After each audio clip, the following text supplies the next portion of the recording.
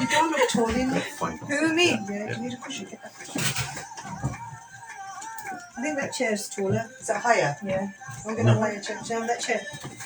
No, there you go. Have it. Yeah? You're right, no? Go get that chair. No, she's okay now. I'll read the sentence. She's perfect. There we are. No, Absolutely. go here. Like Do you know, because like, the because this here, no, don't worry. Come here like this. I'm going to move that. Come like this. Here. Take it? yeah. Are we on Radio After Hours? Yeah. I'm not getting any on my feed. Okay now? Yes, this thing is in the way that you can move it. Yeah. थोड़ी सी move करेगा. A little bit. Yeah. Yeah. Now, one. Is that better? Yeah. What's better? That's right on the face. This one is, yes. चलो कोई नहीं. This No, that's yours. Okay, then listen to me and look at you. Yeah. Your चलो face ठीक like है. this. कौन सा?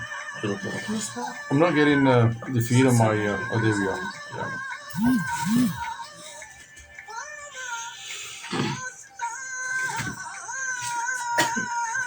Perfect. Do you have many audience? Many people? We'll see. Let's see. Yeah, we'll see how we get on. Depends on the topic as well. So we Two normally. people already. Wait.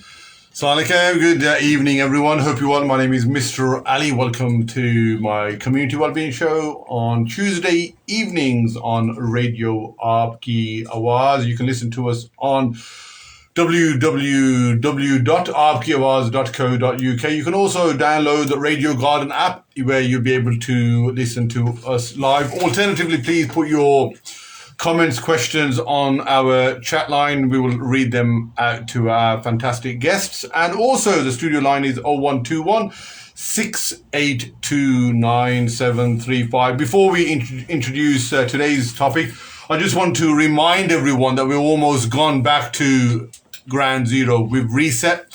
So please now, when you are venturing out, make sure you take your hand sanitizer with you.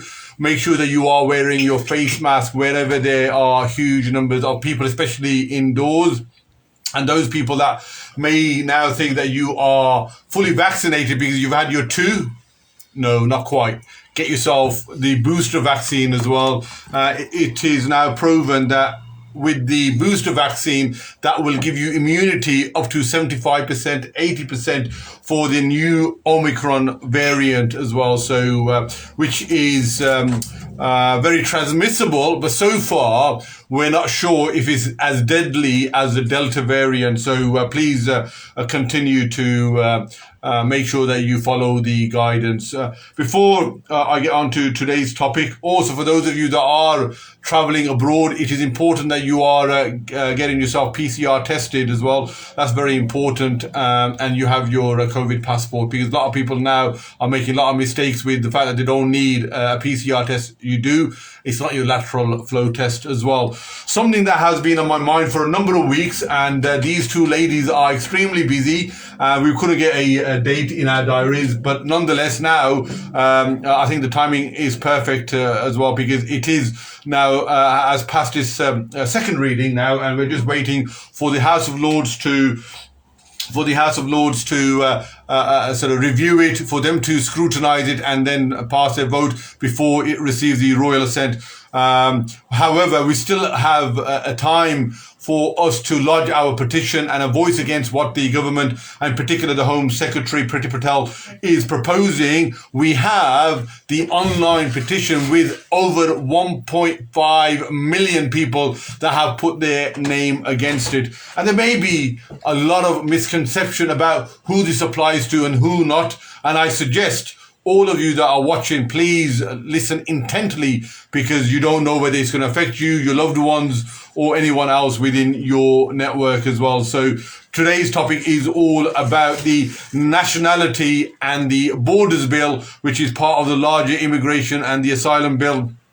And there's a small amendment, there are very important amendments. And today we have two lovely guest of mine by the name of Famida, whose son I have the privilege, all I can say, the privilege of knowing, who's a partner of Cambridge Solicitors, and also Camilla, who is also a partner of Cambridge Solicitors as well. So a warm welcome to both of you to the humble studios of Radio Aapki Awaaz. Thank you for taking time out and sort of help us navigate this rather detailed and complex subject as well. So warm welcome to you. I think it may be worth, just for the benefit of our listeners and also our people in the audience as well, our viewers, to maybe just give a bit of a background to yourselves and also about some of the services that you actually provide at Cambridge Solicitors.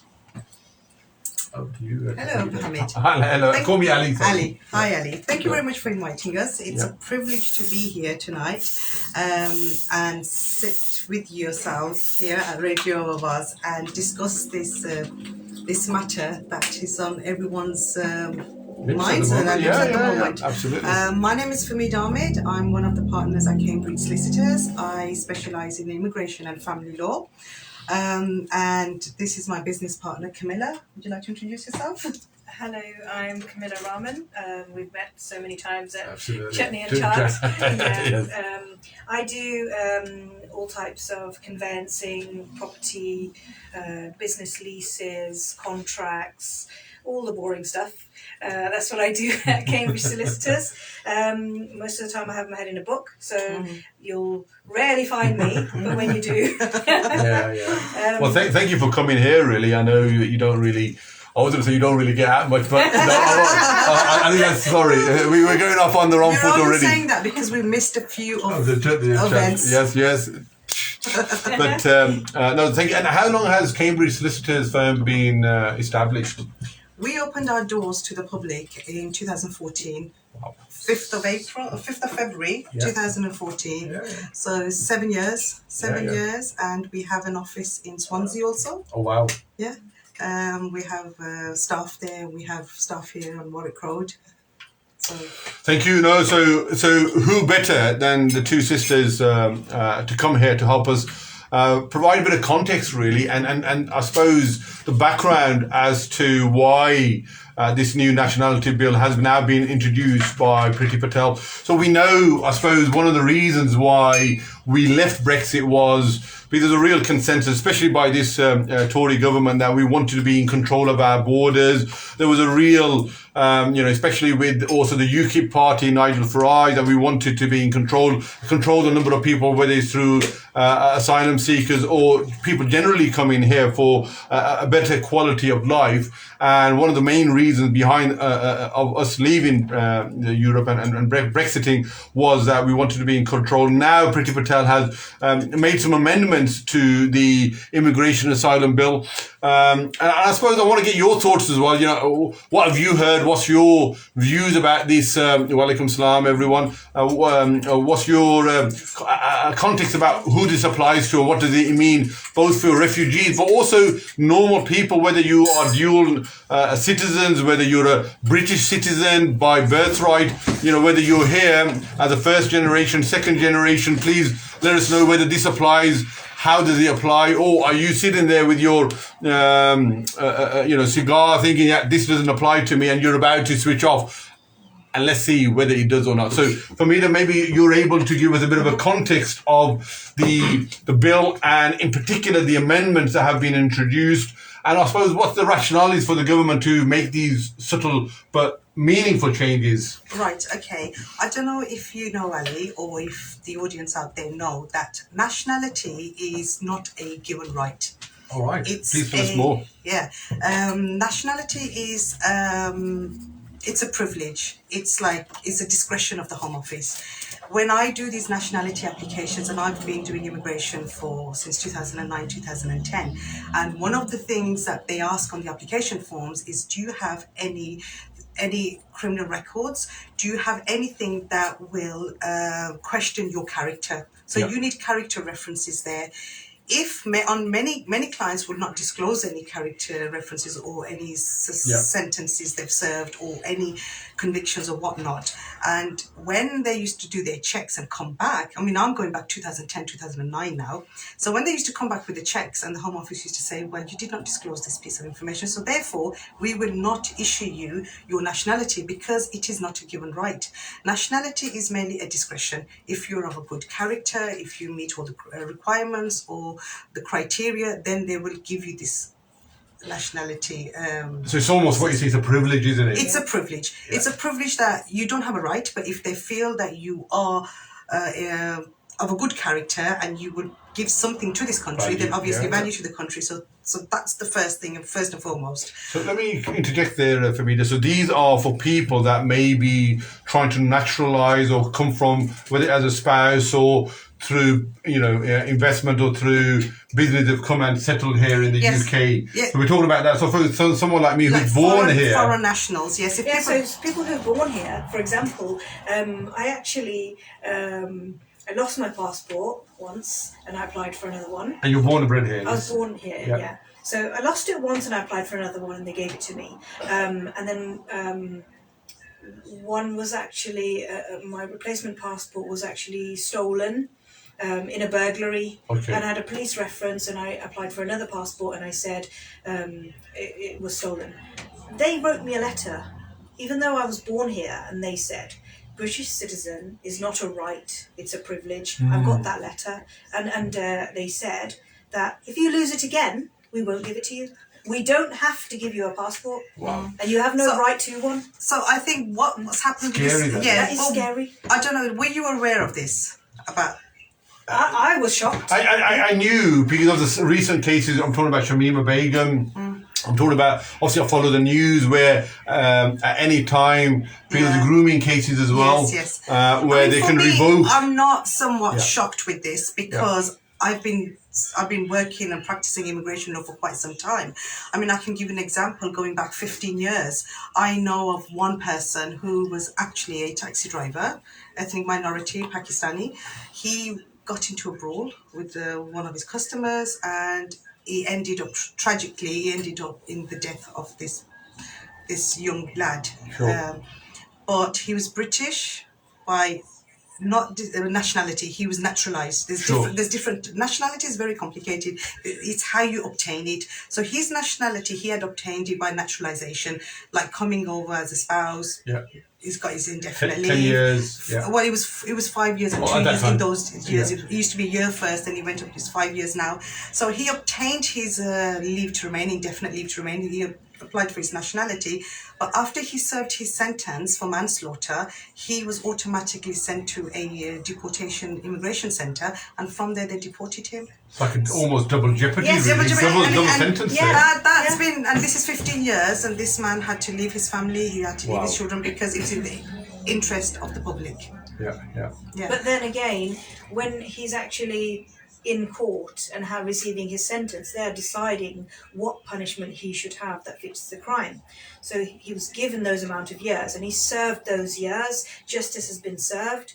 Why should they deport him? And is this something that is categorically targeting Muslims or people from the Asian or black backgrounds? We've heard about Windrush.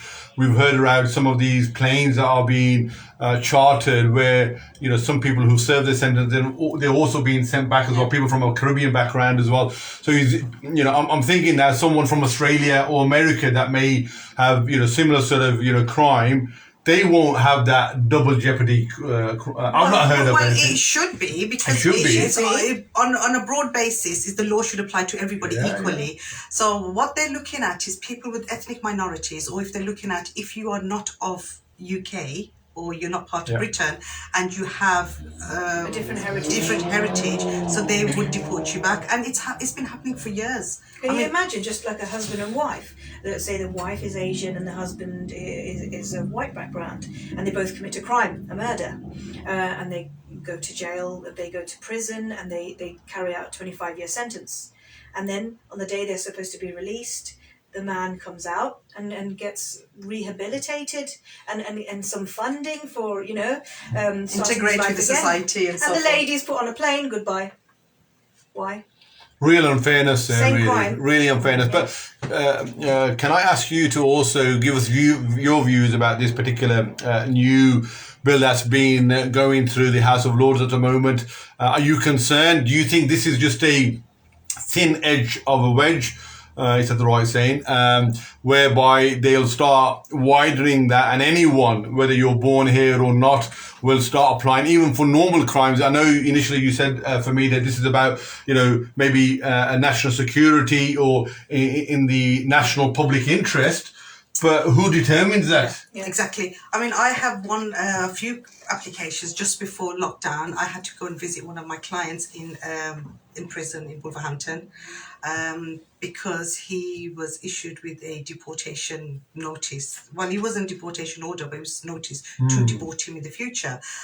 So what I had to do is get him a bail to get him out of prison, and then make an application under Section 55 on the children basis. There's an exception: human rights. Right. You have a family, right to a private life, right to a family. So we made an application on that. The 2007 UK Border Act says that anybody who commits a crime and serves a sentence for 12 months or more, or even if it's a lesser sentence, but the crime is so horrific that it's affecting the public security or it's not in the public interest, then you can be deported. However, there's an exception. Based on that human rights. On the human rights, and if you've got children or if you've got family, right to a private family life. But this gentleman now, he's in the family courts where he's trying to obtain contact with his children.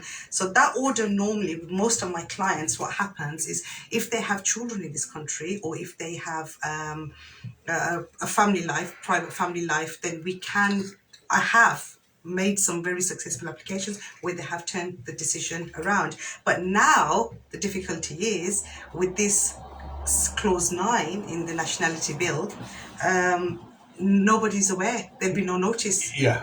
Before we even touch on that, Fahmid, I was thinking, you mentioned about human rights and the rights of the fact that you've got children here in this country.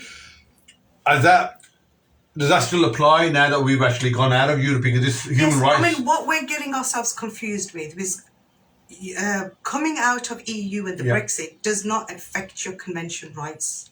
Because the UK is a signatory to the convention. But there are rumours that the UK will have its own human rights bill, separate from the UN or the EU. We have one at the moment, the Human Rights Act 1998. Yes, 1998 Act Human Rights. But the convention, we are covered under the European Convention. That's got nothing to do with coming out of EU or the Brexit. I think that's a confusion a lot of people have. Yeah, I know. So, good point actually, because I know I have heard that, because obviously, you do anything, the first thing anyone now says is, oh, it's against my human rights. Human rights, So I think, you know what Priti Patel is like. So she's very reactionary, and she's now thinking, okay, well, if that's what they're relying on, we are going to have a human rights, but our own UK one, nothing to do with the one that... But we're still covered under the convention. The human rights, there's 1998 Act, and then you've got the European Convention. That's 1956 or something. Was it 55, 56 Convention? Something of the sort. We're still covered. Sure. But I mean, there's always going to be some reason somewhere. Lawyers, aren't they? That's what they're good for. So get yourself a good lawyer when you are in these sort of predicaments as well. So they're the best people to help you and get some advice. And that's the whole point of today's Because topic. the 1998, the Human Rights Act, right to a fair trial. So if there's no notice, it just won't work, because under the human rights, you have a right to a fair trial. You have right to innocent appeals and so forth. And I suppose that's the intention of what Priti's trying to do. Is if you are, for example, now Shamima Begum, without particular, pinpointing on one particular case, now she's gone abroad, Syria, wherever, and if her citizenship has been revoked under this new sort of immigration bill, and she isn't given any notice, then it's too late. She's got no right of appeal. All her rights are completely dissolved. She's up the creek now. But she did get the right in the human rights to appeal, and she did get the chance to appeal in this country. So I'm talking about now, if we were to have a new case, once this is passed, and it's revoked without any notification or letting the person know, how would Exactly. know? Exactly. How They would you wouldn't know? even know. You wouldn't But know, what yeah. they put down is if it's not practical to issue the notice, then Yeah. we have a right not to notify you. Yeah, yeah. But then So they're trying to do this when you've gone out the country. Yeah. So it would be not practicable in every and case. everything, yeah. Yeah, that's right. So I suppose bring it to here now. So they want to deport you on whatever charge that you had, and does that mean that when they say without prior notice that they can turn up on your door, say, all right, this is the order now that you're going to be deported, and that's it, off you go. That's it. You don't have, Oh. yeah. I mean, I don't know how they're going to do this. Nobody's sure how it's going to happen. Yeah. But and what they are trying to show and express, and it just, I believe it's not practical, and I don't think it will work because how can?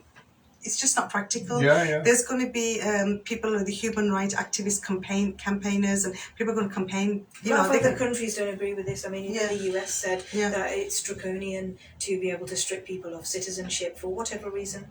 Yeah. You could be born and bred in this country. There are You can have plenty of- businesses. You can have children, property, so There are forth. plenty of other sentences Yeah. for crimes. I mean, you wouldn't assume that you commit a crime and then you're deported. Like, it's... But then the question is, if they're going to strip the citizenship from you, does that mean they strip the indefinite leave to remain? Because Everything. that's completely different. Because there's a lot of people here in this country who don't have nationalities, who are not British, but they have right or leave to remain in this country.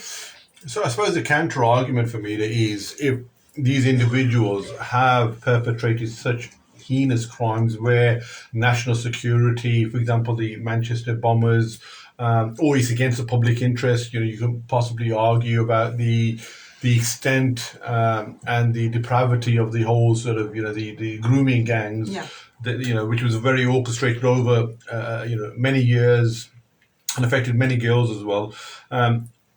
Why should they be given the privilege, we said? So citizenship isn't a given, it's a responsibility, not a responsibility, it's a privilege that we all have and not a given right. Why should those people be amongst us?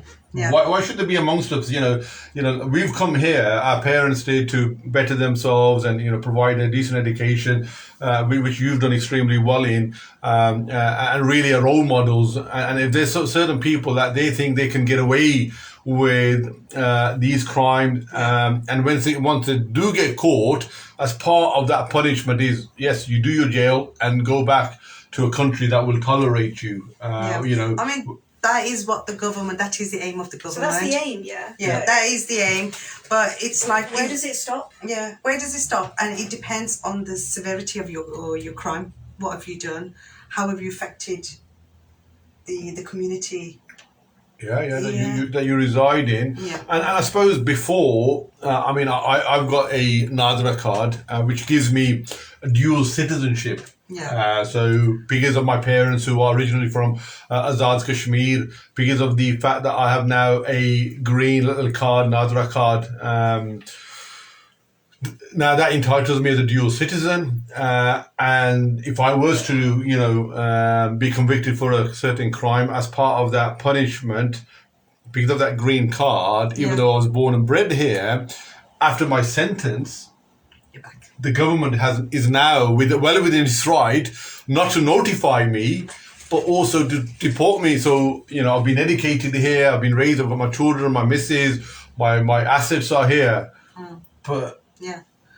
I'm at a whim of a government because it passed this rule. Uncertainty and a real worry as well a worry, for me. It's a worry for everybody. It's a real worry. And what I would say and is... if you don't commit a crime, you'll be absolutely fine. and that's the argument that I'm making. That's the argument we're making, that, you got rules of this country, stay within the rules, this won't affect you.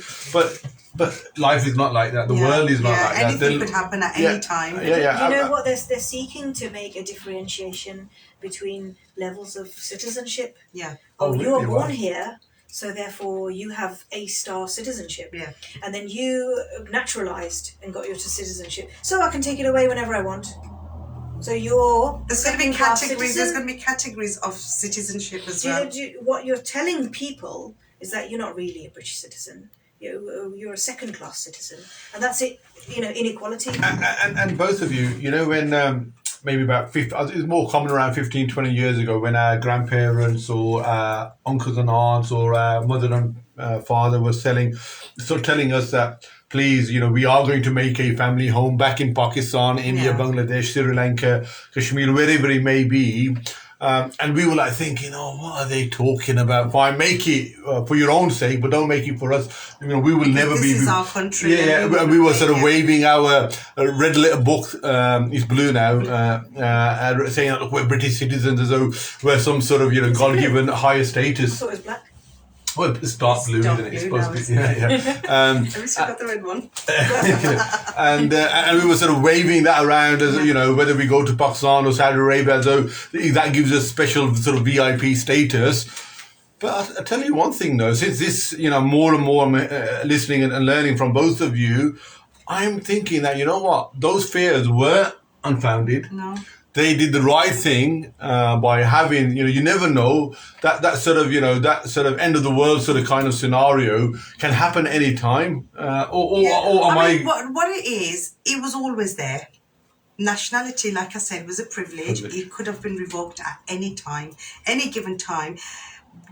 I think what the government are trying to do is control immigration in this country and also prevent these crimes occurring, like you said, the Sheffield gang.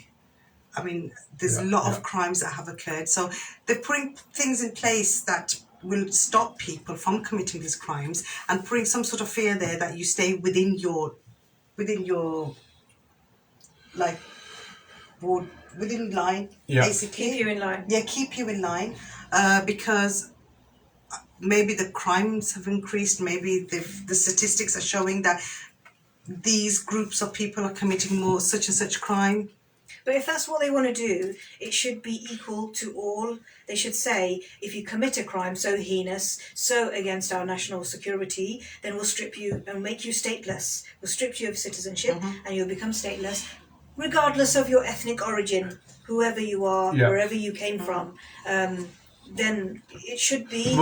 So in that particular scenario then, Cam, I mean, I don't think anyone can be made stateless, because then where would you deport them to? What country in their right mind would take them back? For example, this, I keep on referring back to Shamima, the Bangladeshi government are saying, we don't want not on your lucky day, because she's not a dual citizen. She's never been in this country. If you're saying that she's a national security threat for you, then why wouldn't she be for us? Yeah. Mm-hmm. We don't want her. You keep her away in Syria, or you take her back. She's stateless. Yeah, so she's in Syria at the moment, and But she has no citizenship. No. No, yeah, but she's already there. I suppose what I'm trying to sort of get to is, if Shamima was here and trying to send her to Syria or to Bangladesh, those two countries will be well within their rights. And look, thanks, but no thanks. Yeah. But she's already there. She's got nowhere to go. And so it's a real minefield, and that's what we're trying to get to. It's very complicated, and I suppose now is the time for us to get our voices heard through our elected representatives, through some of these human rights campaign groups who are really lobbying. In particular, I have heard Naz Shah, and also there's a Sikh MP from Slough. I think they call him Tajmeet Singh, who have been very vocal and very passionate, I've seen saying that on social media. Yeah. Basically, I mean, what he was saying was, it's no coincidental that Boris Johnson is getting an Asian Home Secretary to pass through this legislation, which is going to predominantly affect us. And what he said was, I feel as an MP, he goes, I feel fearful for my own security, and this allows this government to even deport people like me and people from my ethnicity. Yeah. And if he's fearful as an MP, then, who are we in the scheme of things? Exactly. So it's put a lot of fear in people. It's left people very insecure, and there's a lot of questions. It's left people, it's mind-boggling. They don't know where they stand, what's going to happen.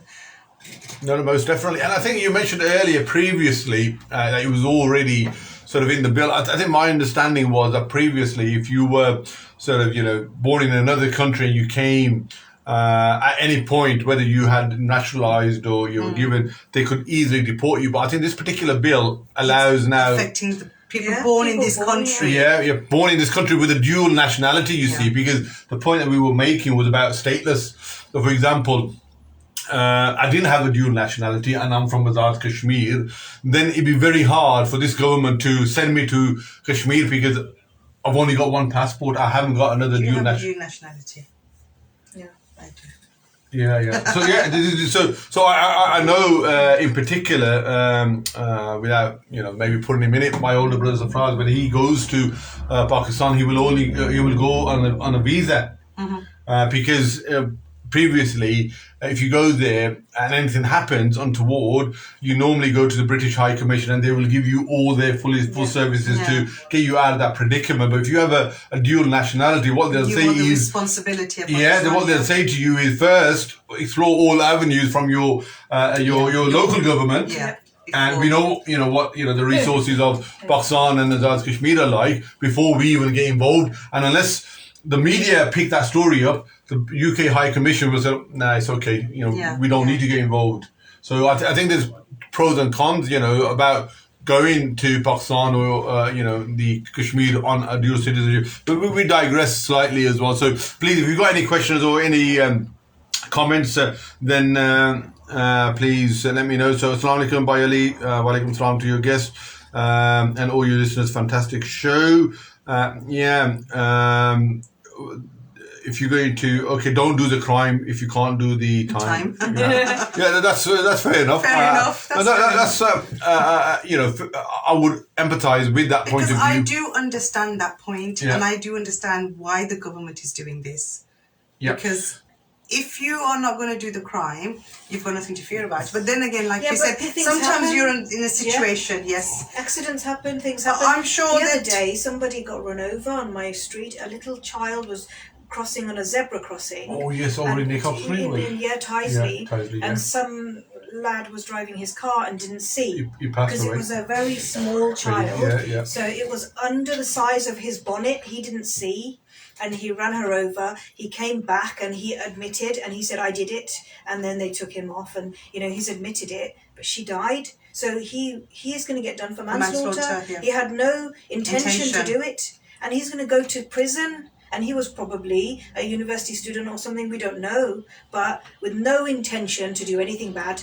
And now what you're saying? Can Now you're be saying- us. But yeah, now you're saying deport him as well? no, they must. I mean, each case to its own merit. Yeah. I would say when they try him and when he goes in there, if he shows remorse or if he shows there's no intention and so forth, I'm sure they will look into that. They won't just deport you. Yeah, look into it. They will If look your name into is Famida Cam Mohammed, yeah. but if it's Michael Dines, Yeah. if it's Anna Stone, Don't know. You don't know. And if you give the government all these powers, who's to say when they will exercise it softly or when they will exercise it harshly, and who's exercising it and who's on the other side? Yeah, no, great points there, Cam. And I think it's food for thought, really, because once you have the power, then they can exercise it at their behest, at their will, and also, to cases, like I said, at the moment, they say national security, but we don't know what national What security that means. covers, yeah. Because we think it's terrorism. It's like a Manchester bombing, it's, something that is unimaginable. But it could be something else. It's public interest. What is public interest? What is because that covers quite a lot of things for me. Public interest does.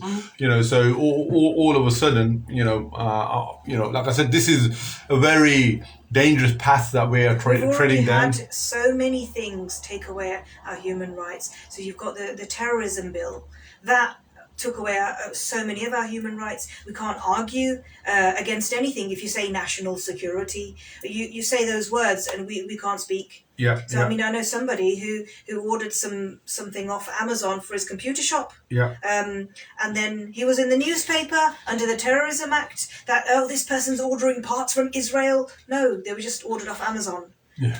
But he couldn't go back to the newspaper and say, "Why did you defame me?" Because they said Terrorism Act.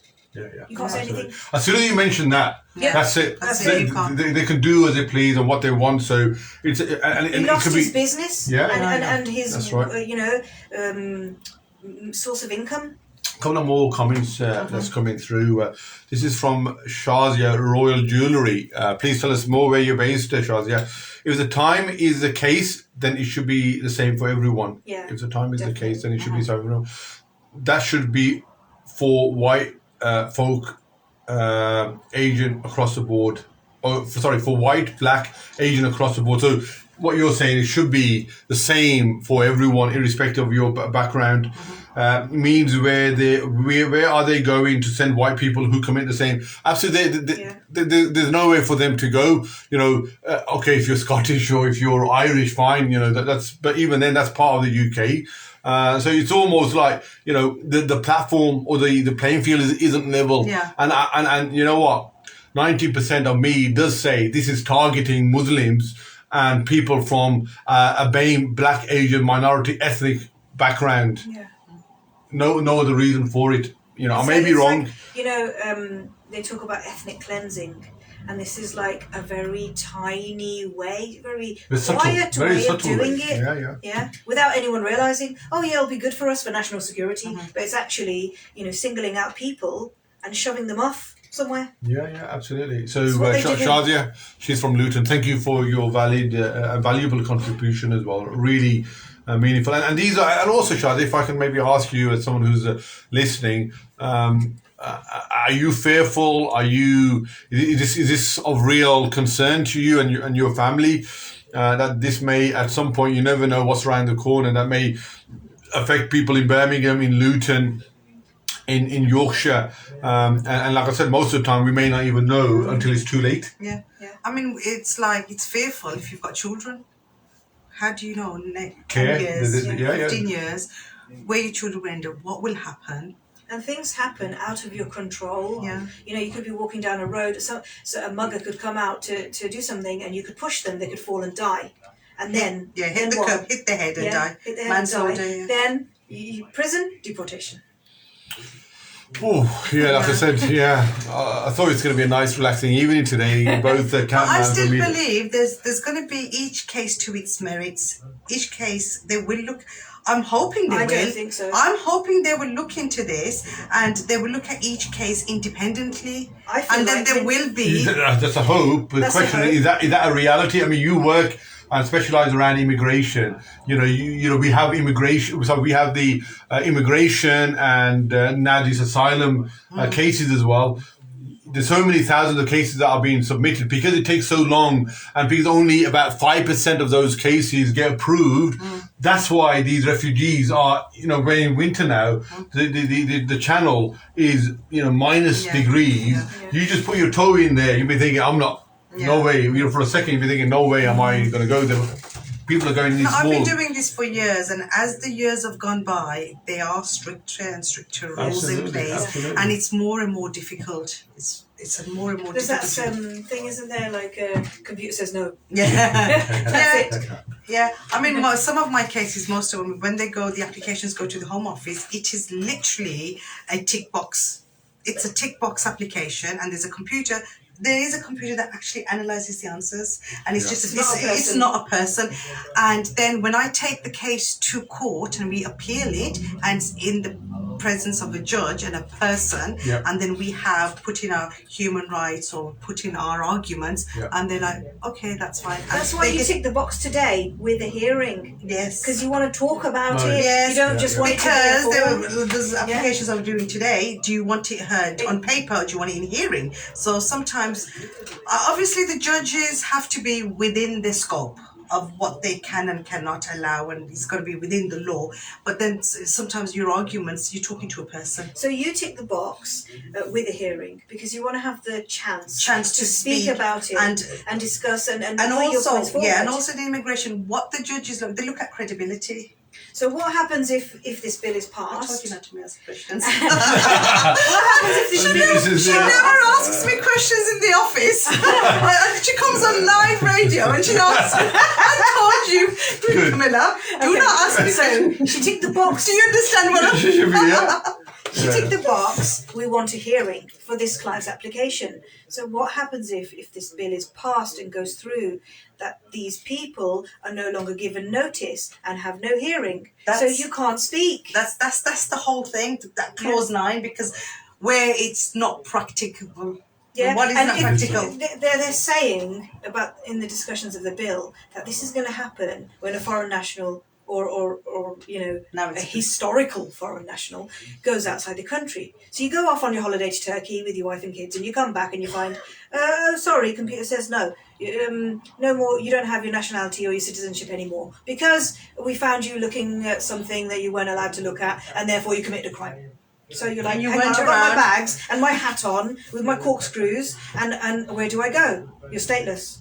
And you're like, how can this be? And then, oh sorry, we couldn't, it wasn't practicable to serve you notice because you were in Bali on the beach, by the way, and you're out of time for your appeal because it's been 14 days, but we didn't give you notice. You wouldn't know about the appeal or out of date No, or whatnot. no You notice, wouldn't- no appeal, nothing, no Wow, right to a fair scary, trial. That scary. is very unfair. But Yeah, but- I think the human rights, or the convention, there will be something there Yeah. to protect you. There should be. Well, there should Yes, be. but then when they say terrorism or national Oh security, yeah, That's that's it. it. then Everything nothing. comes down. All the barriers nothing. just Yeah. come shutting down as well. I don't think I'm needed actually. These two should have their own show. We have to wait and see. Yeah. We have to wait to see if it gets the royal assent first. But as things are going by, things are getting tighter and They are, tighter, yeah, and it's getting stricter. harder to move left and right in this Yeah. country. Yeah. Honestly, Yeah, No, it's most definitely. controlled. It's all controlled now. and you know what it is? It's all. It's, you know, you live in a country and you want to feel safe and secure in that country, being a citizen of that country. Yeah, But then these there's no kind of sense things of security. make You you, know what? feel anxious. I feel British. I did feel British. I did feel British. But you know what? When you find out about that, you're thinking, well, you know, I've been born and bred here. I feel fully integrated.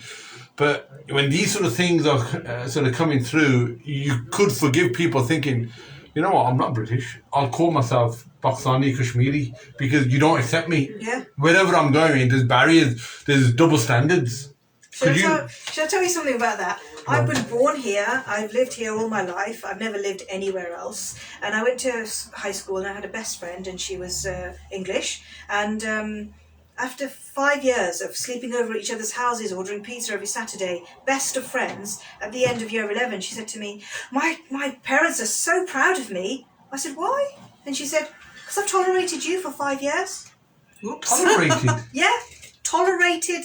That word is only used when somebody Wow. is, you know, accepting you on their terms. I'm tolerating you to be in my presence. But I was born here just like her. And in that moment, I realised, you know what? Well, That People- division is from years. That's the first thing they see, isn't it? Yeah. An Asian female. and I was, Before they get to see who is Cam or who is Famida. Yeah. but the differentiation of you're born here and you're born here makes no Inequalities. difference. And the question that is thrown often at people from a different background is, where are you from? Not Spark Hill or Alam Rock or wherever it may be. Where are you really from? Yeah, where are you really from? Where are you Meaning from? that hey, you don't belong here. Yeah. You're only here for a temporary being, and like you said, we're accepting or tolerating you. Yeah. So and these are subtle sort of bit of sort So of does language this that bill is give them used. free rein to say, we are tolerating you? Yeah. It's a privilege, you being in my presence. Very valid point. I'm just going to bring one more into the equation. The lovely Shazia Royal Jewellery has brought into the equation is Pakistan is a foreign country to my children. We go every so often, whether it's a few years or however many, at least we can cope there for a few weeks because we may have sort of we're multilingual, but our children aren't they?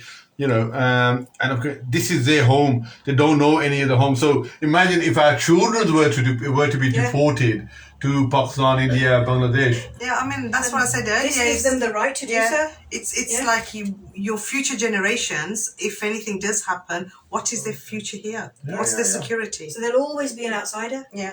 Yeah. with nowhere else to go. Yeah, no, and this is why we need people in politics, in education, in the law, in powerful position, so we can, when Make the changes. that's what I will say. So let's try to turn this into a positive. To make a change, don't you? Yeah, She's but been it's pushing me. People are put in these powerful positions to actually fight for the rights of human beings. And if you're from an ethnic minority background, you should be fighting for your ethnic minority, Absolutely. not against them. Yeah. Like now, for example, since that George Floyd murder, and also the BLM, the Black Lives Matter, the black agenda has really taken, a real momentum. And I almost feel as though, I was going to say we need a sort of a George Floyd moment, but no, we don't. We need some sort of a catalyst, don't we? We need something that will spark for us, because at the moment, I don't think we've got a voice. We need a voice. We need a voice to stand up. But I think, you know what? The voice only comes out of something bad. When there's a catastrophe or something real bad, it captures people's imagination and they've got a cause. And at the moment, we're just sort of almost sleepwalking into stuff that we don't know. When, this bill will be passed. You're saying, oh yeah, it's going to be this bill. Then when we have a few cases, then our community will wake up and start shouting and go to our MPs. And you're thinking, why do we always start shouting when the house is bolted and the gate's been shut? Yeah. We're talking about it now. There's petitions. Online petition. And I bet you, Famida, that 80% of those people who signed the online petition are probably again, I'm generalizing, are your white people, because they obviously believe in the human rights. Our own people from a BAME community, but there will be little or very few because they don't know what this means or aren't aware of it. Yeah. You need to be heard, and there needs to be a voice, and people need to stand up and object to this. Yeah. Again, please get your thoughts and questions coming through 0121 682 9735. So, Shazia Royal Jewellery, if you want to phone in, 0121 682 9735. Love to hear your views as well, more about this nationality and the borders bill. We've got about 10 minutes left, Famida, and can we normally have a break? Because I'm really getting into this particular topic and really see the importance of how this can negatively affect our communities. I'm just going to go through. I'm now going to sort of widen the conversation now to also include the asylum seekers and also the refugees. And we know over the last 10, 12 years, because of the devastation in Afghanistan, in Syria, in Libya as well, not forgetting Iraq and many other African countries as well, there's a real sort of, flux of immigrants coming into the UK, because obviously English is our first language. We already have a very diverse community here. As a country, despite everything that we're talking about, it's still I think one of the best countries as Muslims for us to live in, simply because we have that freedom to practice our religion, our faith, bring our children up as well. And people hear that from other parts of the world, and they want to come here. And at the moment, we mentioned that only about 5% of the overall asylum cases are heard or even approved. And over the last few years, there's been a real number of people coming in, whatever means, through these, what they call asylum people traffickers, actually, who I've got no sympathy with. Yeah. They are the real criminals in this. They need to be having the book thrown at. But there's also subtle changes to this as well, as part of that amendment for asylum seekers. So anyone that comes in here or enters into the UK without having a formal application lodged will be seen to be a criminal or broken the law. And previously what it was, or what it is with asylum cases, is that there is no application. These people are fearful of their life. It's persecution. They are escaping their countries. They have to get, by any means or any ways, they have to get to the border. Yeah. Once they're at the border, and I know it's Liverpool and Croydon, you go to the port, and then what you have to do is seek asylum. You've got to put your hands up and say, I want asylum. But I mean, to have a formal application, how do you, when you're sort of you're fearful of your life. You like what's happened in Afghanistan recently. Yeah. People have just run to the borders just to get out of that country. They won't have time to complete application forms and what the reasons are they're here.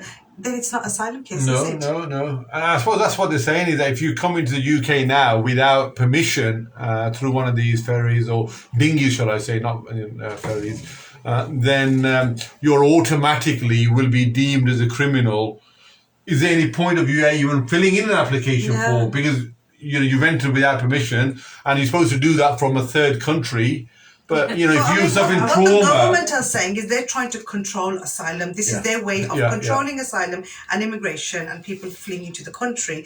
But you've got to understand there are people out there who are literally fleeing persecution. Yeah. And I don't do much asylum, but the cases I do have or what I have had, it's very, very difficult to actually get to asylum nowadays because you've got to prove so much. You've got to, for example, show that you fear persecution, your life's at threat. There's people have attempted to kill you. You've got to show the documents, the paperwork, the police reports, hospital reports, doctors, and these people cannot provide these documents. They can't get hold of these documents. So it's very, very difficult. It's very difficult. No, you're right. And also people who come into this country, say they come through the other European countries. Well, this was before Brexit. People from Spain or Italy or France, they've come into this country and they try to seek asylum here. But because they've come through those countries and they've attempted to apply for some sort of asylum there, UK would not accept them. They would say, you need to go back to that country where you made the application, submitted the application. So they wash their hands off and say, you need to go back to Spain and they need to take you on. So I've had cases like that as well. Yeah, the other one that's concerning is the new policy they're trying to introduce is that they are going to, whoever comes here, they will then, I was going to say, ship or fly them to another third country and have them as a bit of a sort of a holding bay while their application is processed. So at the moment there's negotiations with countries like the Czech Republic, some of the, I think there's also I think it's Hungary, a few of the African countries have a sort of a business agreement, some sort of an agreement with them to build a deportation or some sort of a holding bay where they'll store them there until their application is processed because they don't want them anywhere near this country as well. And for me, again, it's just, we're not treating these individuals as human beings. We're just seeing them as sort of commodity or as a bit of cattle. And, and we're almost saying, look, you know what, we rather, and I suppose it's Australia who had this, whereby whoever went into Australia, they would move them to another one of the islands and have their process. Concentration camp, isn't it? Well, I was going to say, that's a good way of putting it, really. And a lot of people die there. They go mental there. It's like a prison, and you're stuck there. And they think like, why did I even bother trying to escape persecution? I'm stuck in this prison. I'm never getting out. The whole purpose is, for example, if people have risked their life, have paid thousands of pounds to come to the UK to be asylum, rather than staying here in this country in a I was going to say concentration camp, but maybe a holding bay. Like detention centre. Detention centre, I think that's the right word, I think. In this country, at least I'm in this country, I've got a small chance of being here. And we know the appeals process can take many years, and if not decades, for it to be processed. But as soon as you land here and you then take into a third country, you're thinking, why on earth have I even endured this particular journey? Yeah. If I'm going to be deported from there, they can send you back to wherever, because you're not in the UK. You're not entitled to any benefits. There's a good movie to watch on Netflix. It's called Stateless, and it's about this Australian lady who's an Australian citizen, but she decides for some reason to pretend to be stateless and give a name of like a foreign national, and she rips up her passport, and then she goes there and says, I want to claim asylum. And what's your name? And she just gives a foreign name.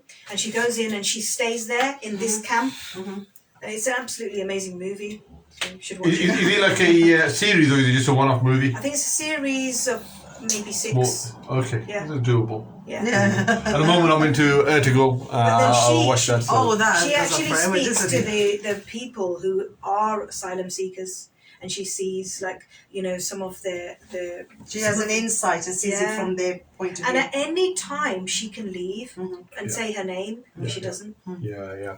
So we're just coming toward the end of the show.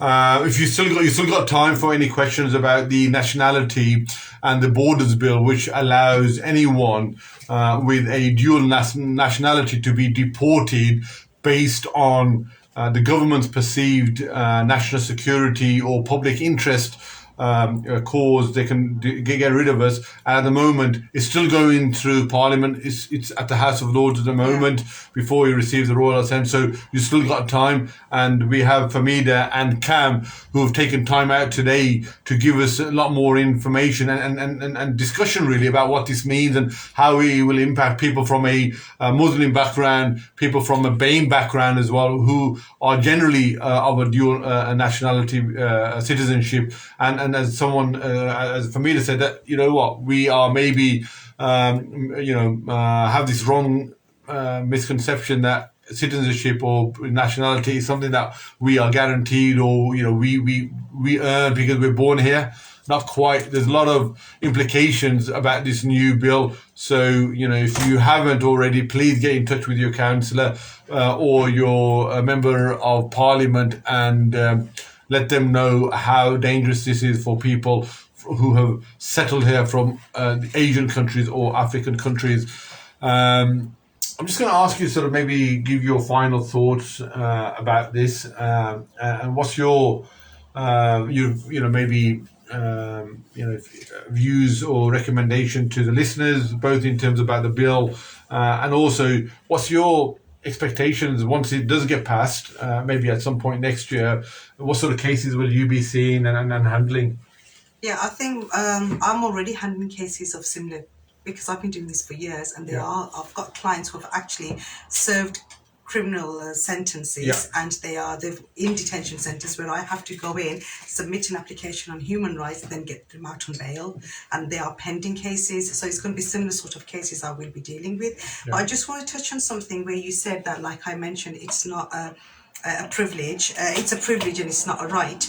Another thing, what a lot of people presume that if they have a child who's born in the UK is automatically British. That's not the case. Either one parent has to have indefinite leave or has to be British. For example, if a couple have come from, say, Pakistan, and they're both students and they're both of Pakistani nationality, they do not have naturalization and they're on the whatever leave they're on, student or work permit visas or whatnot, and they have a child here, that child will only obtain the nationality of the parents, not because that child's born in England. So people have this misconception, child's born in UK, so it's automatically British. That's not the case. A lot of people say that, I want to go to England and have my child born there, but it's not. You're not going to get British citizenship. The British citizenship is based on your parents' nationality. Interesting. And there's another thing. I mean, I don't know how long we've got. Couple of minutes.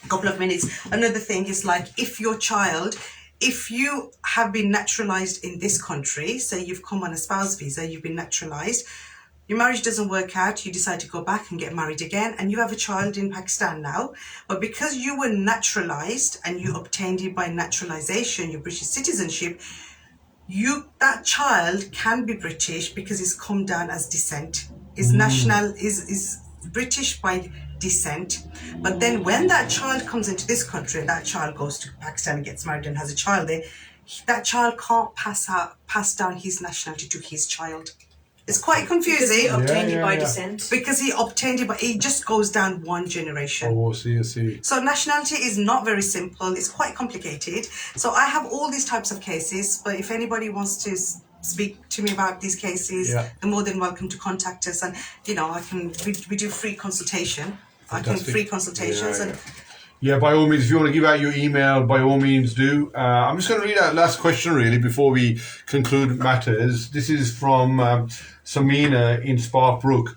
Asking the children born abroad have British nationality because their dad is British. does this law apply onto them also? That's what British she by said. descent. That's what she That's what I've just Wait. mentioned. Child born in Pakistan, Yeah. father was naturalized by naturalization. Descent, it goes down one generation. That child is British. I mean, I have many. I do overseas British passports for children, and that child. I mean, obviously, that child is British, and he'll have to abide by the British laws. Yeah. So And if this bill comes through and if that child commits a crime and he's going to be deported, he's going to be deported. That's if the bill comes through, but we don't know what's going to happen yet. Yeah. We're still waiting for that royal assent. So that's why we don't know where we are. I'm hoping he won't, but we don't know. Yeah, no, fantastic. And if you really enjoyed and taken a lot of value from Cam and Famida from Cambridge Solicitors, then the expectation is, and we have the studio manager here, Brother Ikram Mirza, to maybe call them in on a monthly basis for them to go through all sorts of immigration and conveyancing, whatever issues may be. I do family law as well. Family law, I actually represent divorce, child contact matters, divorce, division of financial assets. Yeah. I do all that. And she does free consultation, so if there are people who need legal advice on their divorce or their child matters, they can always contact us. Yeah, absolutely. So if you want to give an email or a contact number, please do so, your office number or something, then it may be worthwhile for them to sort of realise. So by all means, and then we'll try to sort of get to an agreement whereby we call, I was going to say deadly duo, really fearsome combination between the two of them. They've got everything covered, and we can have that on a monthly basis on my show or any other. In fact, their own show actually on Radio RQ. Yeah, their own show actually, Radio RQ. So you can give us a call at our office, Cambridge Solicitors. We're on 756 Warwick Road, Tyseley, Birmingham, B11 2 Hotel Golf, and it's 0121 690 2020. Fantastic. Thank you for your time. Thank you for your efforts. The Nationality and the Borders Bill is I suppose, something that Priti Patel has been working with for a number of years, and this is something that she's going to be proud of. But it is up to ourselves to make sure that doesn't get a royal assent. There is an online petition if you are against what they're trying to propose about trying to deport people who are dual citizens, so i.e. maybe born here but they have an Aadhaar card or another nationality from another country. Then that person will be deported after serving their crime if it is in the public interest or it is against the national security as well. So we've still got time. It's not over yet until the Fat Lady sings. So until next week, next week, I'm off now for a little break. I'm just giving my 3 weeks holiday to... he's looking at me. 3 weeks holiday. I'm going to Pakistan as a dual national. So, but when you come back, you may not be back. And your hat and your corkscrews hanging down. Yeah. Just beware. They might say computer says no. Yeah. So thank to my thanks to my late father. He made a nice little courty there in Pakistan. So. Bless him.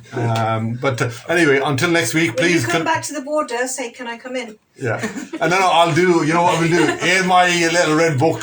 As though that's supposed to be a pass to everything. Pass to everything. But anyway, thank you very much, Andy. No, thank you. Once again, a real huge round of applause to both Sister Famida and also Cam of Cambridge Solicitors. Hopefully, we'll try to sort of make them a regular guest onto our show on Radio RQ Awaz. Until next week, until the new year, please have a great festive season and have a great new year. And that's when I'll be back. Take care. But hopefully they won't be stranded.